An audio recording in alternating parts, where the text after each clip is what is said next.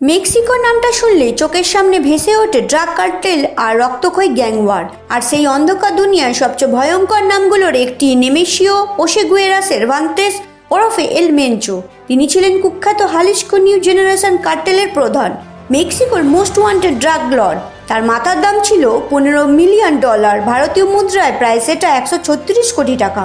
বছরের পর বছর ধরে আমেরিকায় ফেন্টানিল, কোকেন ও মেথ পাচারের অভিযোগ ছিল তার বিরুদ্ধে।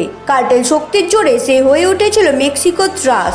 অবশেষে নিরাপত্তা বাহিনীর বিশেষ অভিযানে তীব্র বন্দুকযুদ্ধের পর নিহত হলো এল মেনচো। কিন্তু তার মৃত্যুর পরই জ্বলে ওঠে রাজপথ, গাড়িতে আগুন, গুলির শব্দ, আতঙ্কে রয়েছে সাধারণ মানুষ। বিশেষজ্ঞদের মতে এটা শুধু এক ড্রাগ লর্ডের মৃত্যু নয়, এটা মেক্সিকো ড্রাগ যুদ্ধের ইতিহাসে এক বড় মোড়।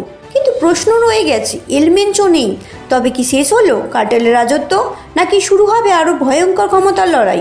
মেক্সিকো এখন তাকিয়ে ভবিষ্যতের দিকে, আর বিশ্ব দেখছে রক্তাক্ত সাম্রাজ্যের পরবর্তী অধ্যায় কেমন হবে। এরকম আরো খবর জানতে চোখ রাখুন আমাদের চ্যানেল ABT18 নিউজের দিকেই।